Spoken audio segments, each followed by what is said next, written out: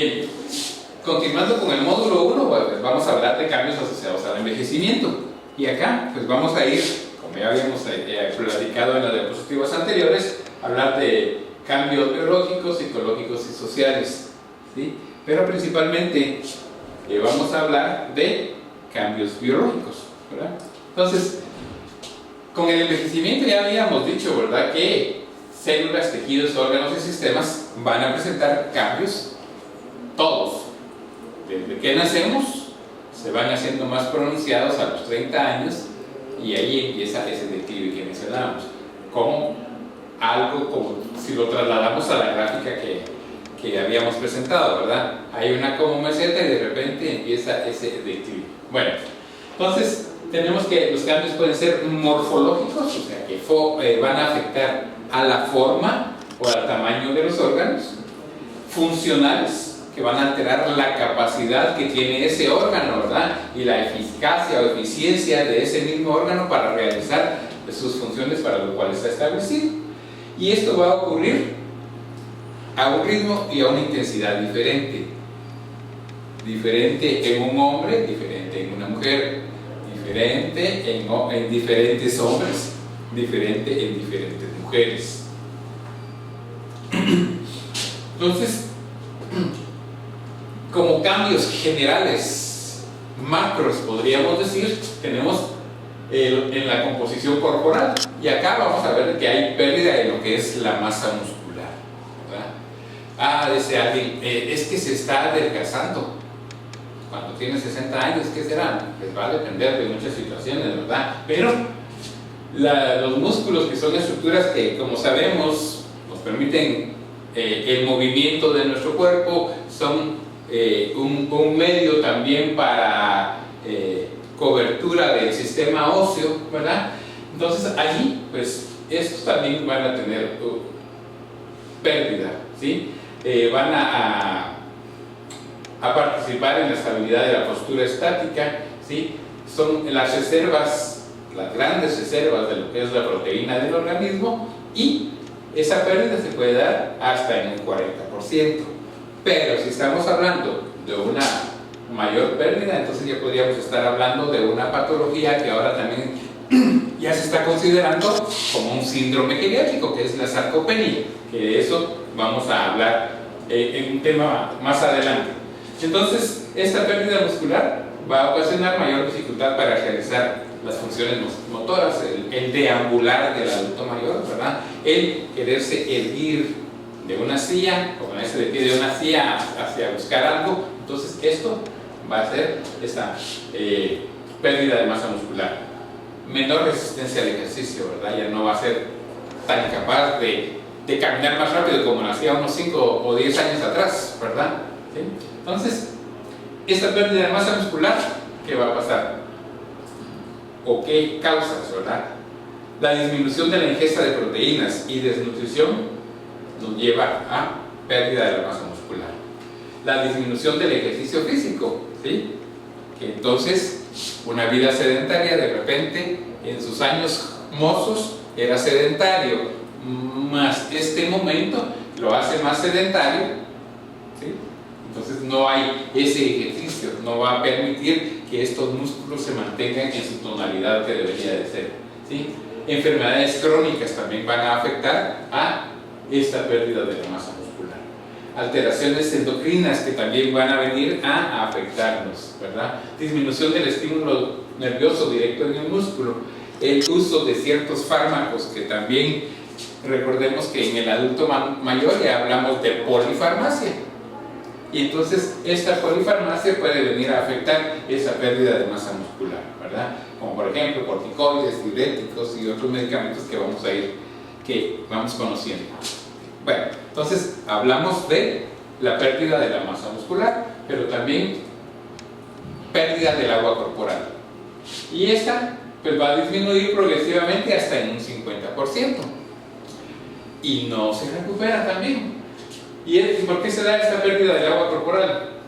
A la disminución del agua intracelular, a la alteración de la función renal y también en el proceso del envejecimiento que se presenta una disminución de la sensación de sed. Entonces el adulto mayor no va reponiendo ese líquido que se pierde por pérdidas insensibles, por sudor, etcétera, etcétera, ¿verdad? Entonces, acá. Luego, la pérdida de la grasa o la acumulación de grasa, que va a depender, ¿verdad?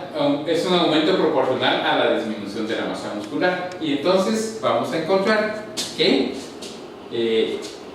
si vemos a algún adulto mayor que le hacemos una evaluación nutricional y lo vemos un poco obeso, no es de que esté gordo específicamente, sino que esa grasa fue a ocupar la masa muscular que se perdió, y va a ser una malnutrición porque estuvo ingiriendo alimentos que le generaron más grasa, ¿verdad?, que reponerle la musculatura, y entonces es una malnutrición por exceso.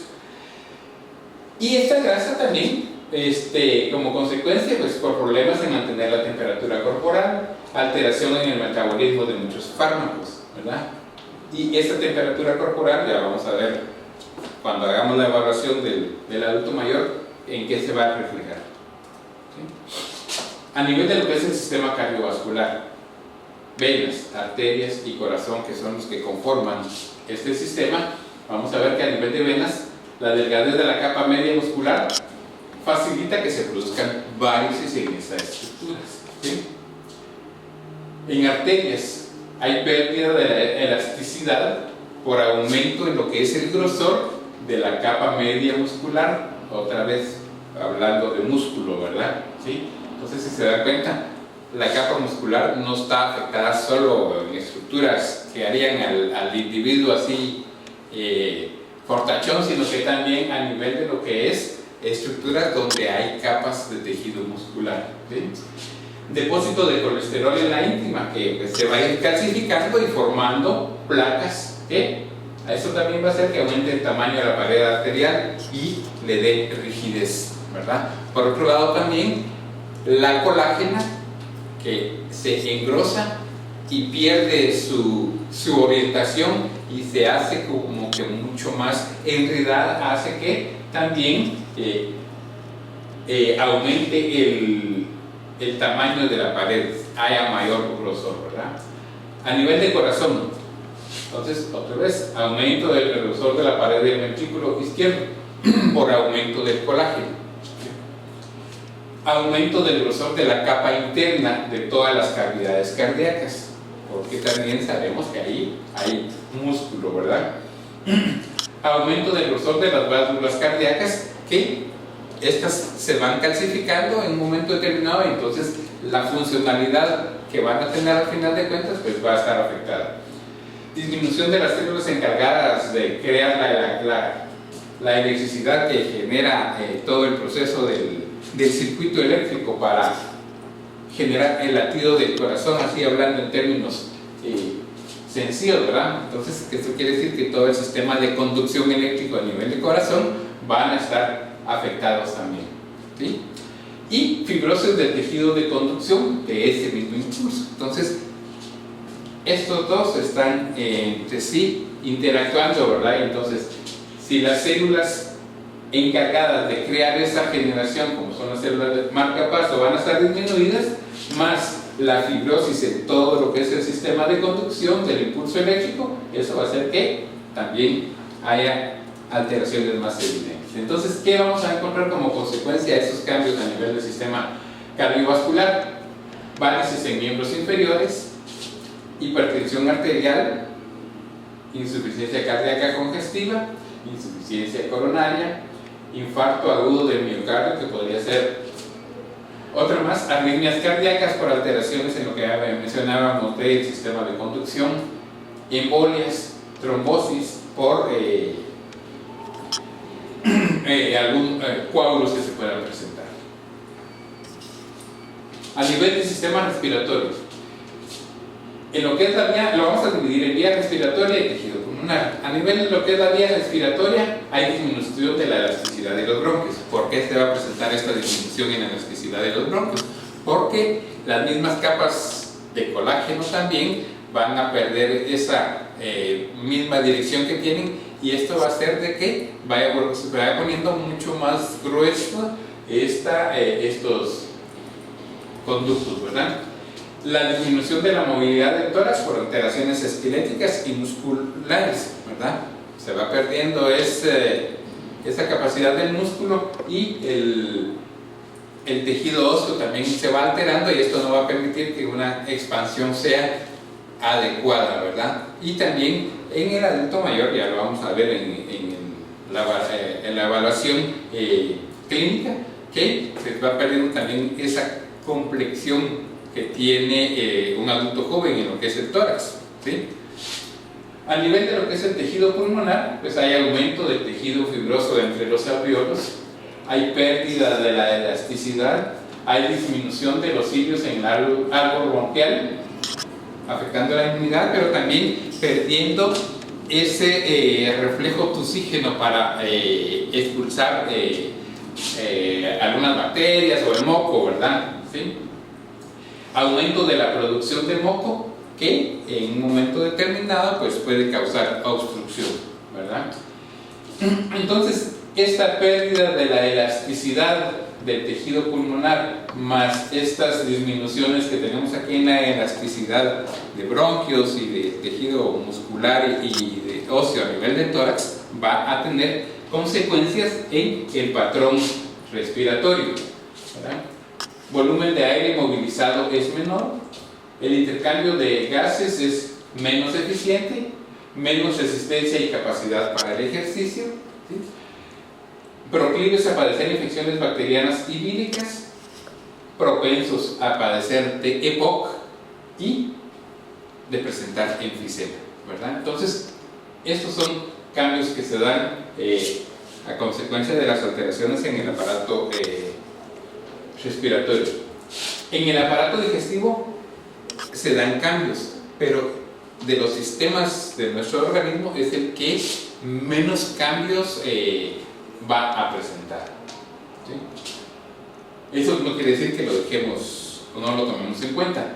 A nivel de boca hay adelgazamiento de las encías, ¿sí? Disminución de la resistencia del esmalte dentario, disminución del número de papilas gustativas, disminución de la producción de saliva. Disminución de las papilas gustativas va a hacer de que ya no tenga la sensación óptima de los sabores de los alimentos que está ingiriendo, ¿verdad? La disminución de la producción de saliva pues también va a hacer de que el bolo alimenticio, cuando se está procesando a nivel de la boca, ya no se le dé esa consistencia, y entonces hasta le va a hacer un poco de dificultad al adulto mayor deglutir. A nivel de esófago, disminución de la motilidad, ¿sí? El cierre entre esófago y estómago es menos efectivo.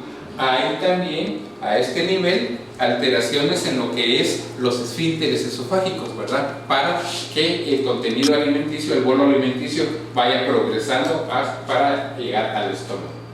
En el estómago también vamos a ver que hay disminución de esa motilidad, menor secreción ácida, ¿sí? Y esta menor secreción ácida también va a repercutir en muchos procesos. Menor cantidad de moco protector de la capa interna del estómago, que lo hace propenso a tener también procesos de ulceración.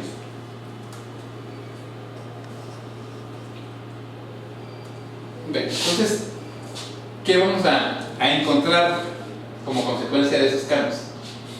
Pérdida de piezas dentarias o edentulismo, que es el término que se conoce es.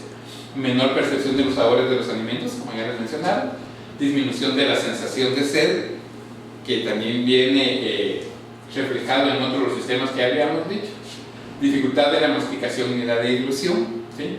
La masticación por el edentulismo, y la deglución asociada a la edentulismo, la disminución en la producción de saliva, que no va a empapar el contenido alimenticio para que sea mucho más fácil de deglutir, ¿verdad? Y que esto sirve como un lubricante para que pueda ser deglutido. Aumento de los episodios de reflujo gastroesofágico, que es una de las patologías que más afecta al adulto mayor: digestiones más lentas, retraso en el vaciado gástrico, úlceras gástricas que aumentan y pueden presentarse aumento de cáncer gástrico también. Y estas úlceras gástricas, por lo que habíamos mencionado de los cambios de que ya no está el moco protector, ¿verdad? Y si están con polifarmacia, los adultos mayores, pueden venir todos estos medicamentos a disminuir más esta producción de moco y a causar este tipo de problemas. Aumento en el riesgo de cálculos biliares, mala absorción de nutrientes, tendencia al estreñimiento e incontinencia fecal, ¿verdad? Que son otras de las patologías por las cuales el adulto mayor consulta a la clínica. A nivel del sistema genitourinario, a nivel de riñón vamos a encontrar que hay una disminución del número de nefronas, ¿sí? Recordemos que tenemos 2 millones de nefronas, ¿verdad? Y entonces esto va disminuyendo. Disminución del flujo sanguíneo renal, disminución de la producción de hormonas, disminución de la masa renal, o sea que el riñón se vuelve un poquito más pequeño. Hay más susceptibilidad a efectos adversos de los fármacos, ¿verdad? Por el hecho de el aclaramiento y presencia de litiasis renal. Entonces, en las vías urinarias vamos a encontrar que la vejiga va a perder esa elasticidad porque, como recordamos, la vejiga también tiene tejido muscular, y si el tejido muscular ya está afectado, pues esa elasticidad se va a perder, ¿sí? Y entonces igual el colágeno se va a hacer más presente ahí y eso va a hacer como que estuviera un poco de induración, ¿verdad? Se debilita la musculatura vesical y entonces esto va a repercutir en el proceso de la micción. A nivel de lo que es el aparato genital femenino, vamos a ver que hay severa disminución de hormonas femeninas por todos los procesos que se vienen dando, ¿verdad? Atrofia de órganos reproductores, la vagina se vuelve más corta, menos elástica, las sustancias lubricantes también van a disminuir, ¿verdad?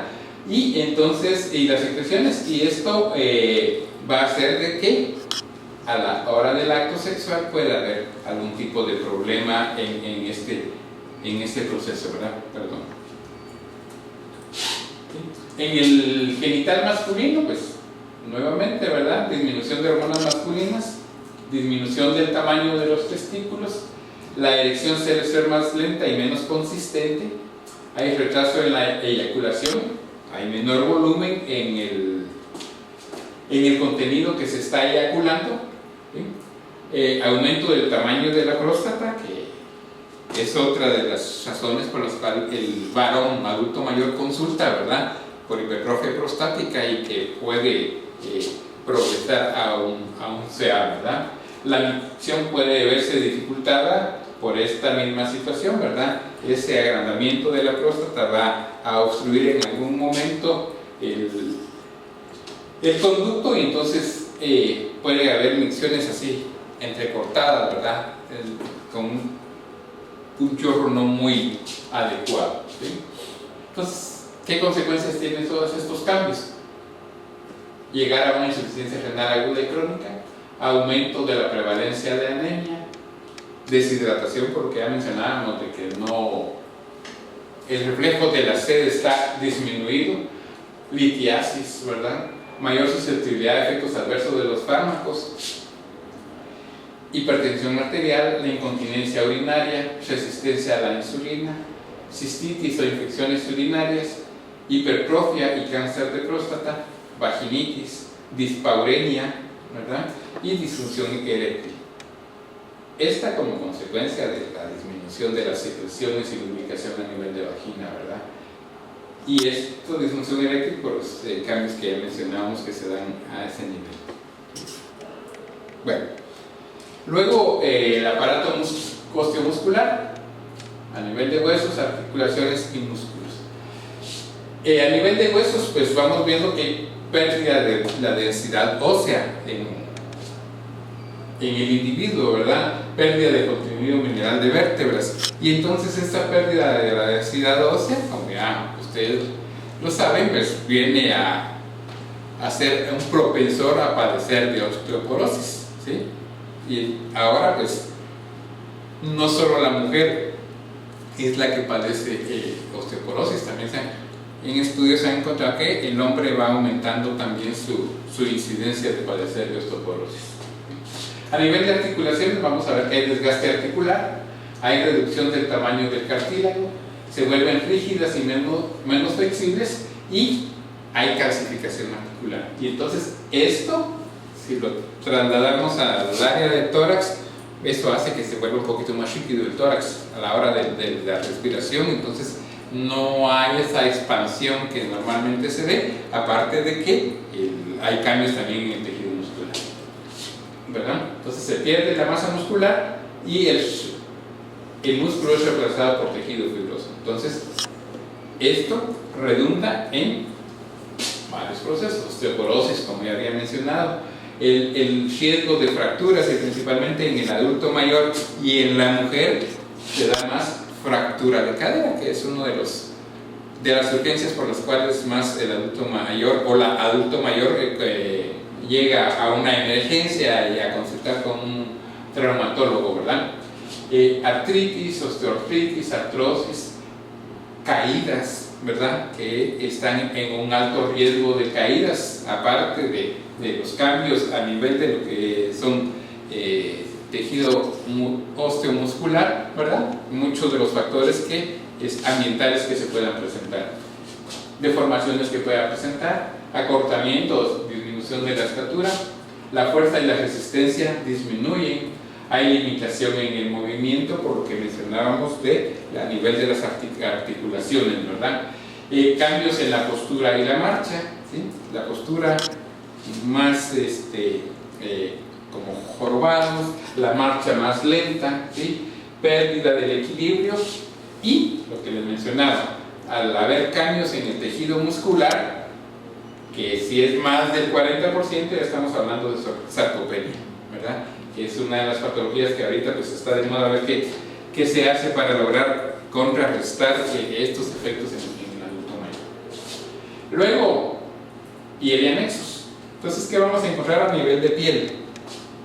Disminución de la grasa subcutánea, disminución del colágeno de la dermis y de la epidermis. Increíble, ¿verdad? En otros lugares aumenta más la capa de colágeno y aquí está disminuyendo. La piel se hace más delgada, más seca, más transparente, menos elástica y de tinte amarillo. Menos elástica, más seca por lo que mencionábamos de la poca ingesta de agua, ¿sí? No hay mucha lubricación, ¿sí? No hay mucha hidratación. La capa de queratina residual va aumentando, los folículos pilosos se atrofian y disminuyen, hay disminución de los melanocitos, hay tendencia a displasias, hay menor actividad de glándulas sebáceas que le van a permitir a la piel estar lubricada, ¿verdad? Igual degeneración de las glándulas sudoríparas, cambios en la circulación sanguínea en la dermis y aumento del grosor de las uñas por aumento de la queratina. Entonces, por eso es que vemos los cambios en la piel y es donde más rápidamente se ve el envejecimiento en el individuo. Entonces, todos estos cambios, ¿qué tienen de consecuencia? Bueno, la piel se torna fina y delicada, aparecen las arrugas, ¿verdad? Que era lo que les mencionaba, es donde más se evidencia esto del envejecimiento. Facilidad para la presentación de hematomas superficiales. El adulto mayor, con un leve golpe en cualquier superficie, inmediatamente están apareciendo hematomas, ¿verdad? Sequedad y prurito, ¿verdad? Hay aparición de fisuras, encanecimiento, cambios a nivel del cabello, disminución del vello corporal en general, pueden aparecer papilomas cutáneos que hay que evaluarlos también porque pueden ser precursores de algún evento carcinógeno a nivel de piel. Verrugas, queratosis van a ser bastante frecuentes, disminuye la hidratación y la protección de la piel, mayor dificultad para regular la temperatura, ¿sí? Retraso en la curación de lesiones epidérmicas y aumento del grosor de las uñas, que ya habíamos mencionado que era por el aumento de la queratina también. Y el sistema endocrino que es otro que también va a participar en ese proceso. Cambios en la secreción y función hormonal, ¿sí?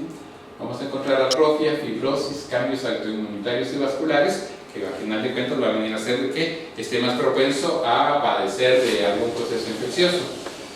El timo está atrofiado, hay disminución de la sensibilidad a la acción de la insulina, ¿verdad? Cambios en las hormonas sexuales, que esto no quiere decir de que el adulto mayor no pueda tener una vida sexual, ¿verdad? Pueden ser sexualmente activos. Disminución de la capacidad de la reacción de la tiroides, hay menor secreción de corticoides ante fenómenos que nos van a producir estrés, tanto físico como psíquico, y disminución en el volumen de agua corporal y deshidratación, por lo que ya habíamos mencionado antes, ¿verdad? El reflejo de sensación de sed está casi que disminuido, ¿verdad? Entonces esto va a venir a deshidratar al adulto mayor y que ese volumen de agua corporal disminuye. ¿Y qué consecuencias encontramos en estos cambios a nivel endocrino? La presencia de diabetes, atrofia a nivel genital y somatopausia, tanto en uno como en otro género, la osteoporosis, que ya habíamos mencionado que hay cambios a nivel del sistema osteomuscular, pero también las hormonas participan en este proceso, ¿verdad? ¿Sí?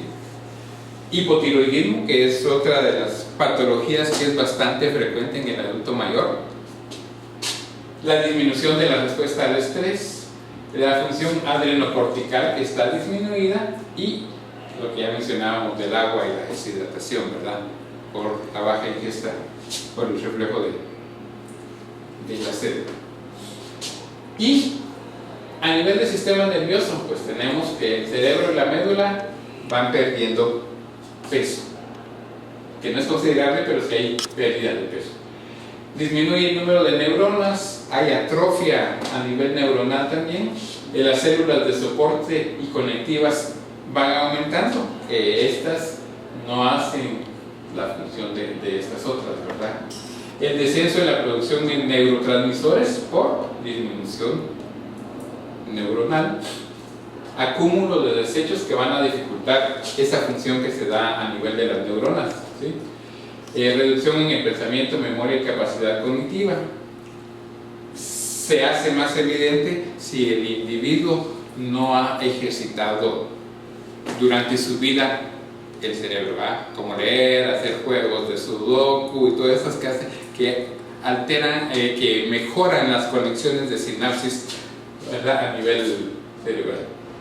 Dificultades en la psicomotricidad, problemas en la coordinación de los movimientos, dificultad en el control de mecanismos de regulación autónoma, como son los reflejos, la presión arterial, el equilibrio, que van a estar afectados por los sistemas nerviosos simpático y parasimpático, ¿verdad? Ya sea en uno u en otro de sus funcionamientos. Entonces, ¿qué consecuencias tenemos en los cambios que se dan a nivel del sistema nervioso? Disminución de la fluidez verbal, ¿sí? Aquel joven parlanchín y todo que a la hora de que ya va llegando a los 60, 65 años puede ir disminuyendo esa fluidez verbal. Disminución de la capacidad de solución de problemas, ¿verdad? Y entonces aquí ya, pues, si encontramos a la hora de su valoración esas alteraciones en los test que se puedan pasar, pues entonces algo hay ahí, ¿verdad? Y entonces tenemos que ahondar más en examinarlo, hacer estudios.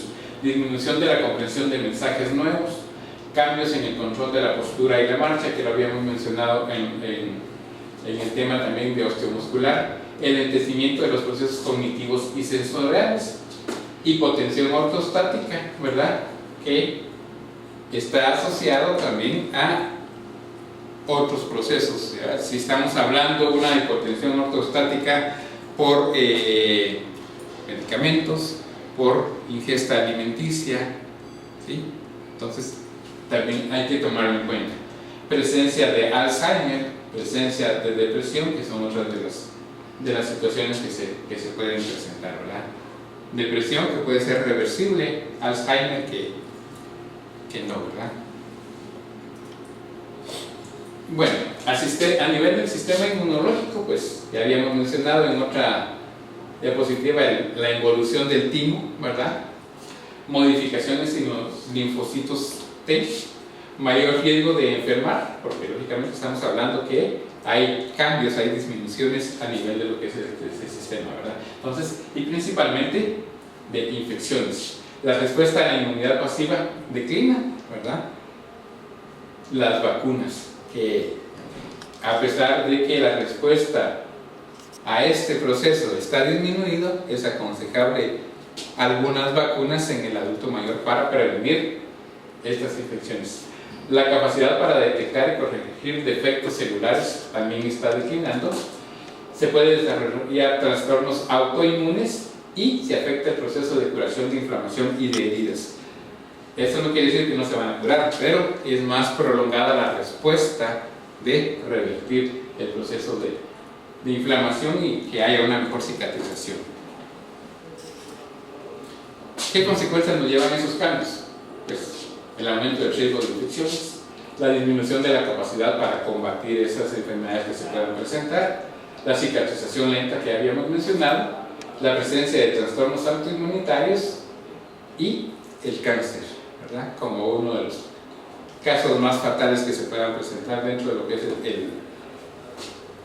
en los cambios en el sistema inmunitario. Entonces, en resumen, ¿verdad? El envejecimiento poblacional, pues su origen se da a nivel de transición demográfica y epidemiológica que va en aumento, ¿verdad? En frecuencia y en número de enfermedades que son crónico-degenerativas. Y entonces, más que todo, es un proceso epidemiológico.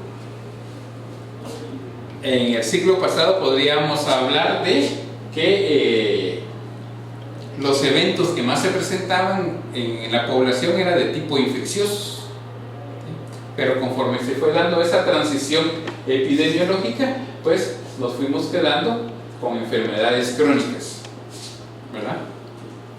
Nuestro sistema de salud, como les mencionaba casi al principio, no está preparado para atender al adulto mayor como tal, mucho menos a las enfermedades que se puedan presentar, ¿verdad? Porque esto pues, también va a generar un alto costo en la atención. Los recursos pues, son bajos, ¿sí? Y la demanda que se está generando pues también no está de acorde, ¿verdad? ¿Sí? Y entonces hay servicios especializados, pocos podríamos decir, ¿verdad? ¿Sí? Y entonces tenemos que prepararnos para esa atención, ¿verdad? Porque esa población de adulto mayor tiene un crecimiento, o está teniendo un crecimiento exagerado.